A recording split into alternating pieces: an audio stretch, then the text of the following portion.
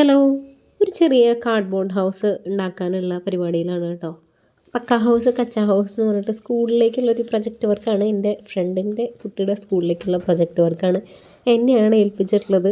അപ്പോൾ അതിൻ്റെ കുറച്ച് പരിപാടികളാണ്. പാതിരാത്രിക്ക് ഇരുന്നിട്ടാണ് കേട്ടോ ഇത് ചെയ്യുന്നത്.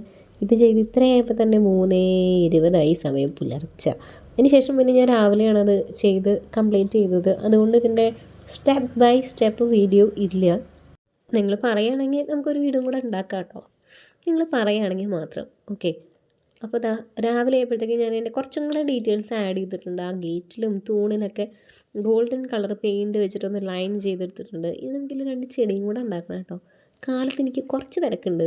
അത് കഴിഞ്ഞ് വന്നിട്ട് ഉച്ചയാകുമ്പോൾ നമുക്ക് 2 ചെടികളും കൂടെ ഉണ്ടാക്കിയിട്ട് സെറ്റാക്കാം. പിന്നെ ആ ജനലിൻ്റെ മീതെയൊക്കെ ഒരു ബീഡിങ് പോലെ ചെയ്യാനായിട്ടുണ്ട്. അതും നമുക്ക് ഉച്ചയ്ക്ക് ചെയ്യാം കേട്ടോ. ഈവനിങ് ആണ് എനിക്കത് കൊടുക്കാനായിട്ടുള്ളത്. അവൾ വന്ന് കളക്ട് ചെയ്യും. അപ്പോൾ ഈവനിങ് ആണത് കൊടുക്കേണ്ടത്. അപ്പോൾ ഞാൻ ഉച്ച കഴിഞ്ഞിട്ട് ഇത് സെറ്റാക്കിയിട്ട് കാണിക്കാം കേട്ടോ. ഇതിൻ്റെ പണ്ട് എനിക്കിപ്പോൾ +2 പഠിക്കുന്ന സമയത്ത് ആർക്കിടെക്റ്റ് ആവണമെന്ന് ഭയങ്കര ആഗ്രഹമായിരുന്നു കേട്ടോ.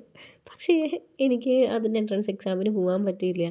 ഞാൻ സിവിലും എടുത്തില്ല. ഞാനൊരു ഇലക്ട്രോണിക്സ് എഞ്ചിനീയറാണ് ആയത്. പക്ഷേ ഞാൻ എഞ്ചിനീയറിംഗ് ഡിപ്പാർട്ട്മെൻറ്റിൽ ജോലിയും ചെയ്യണില്ല.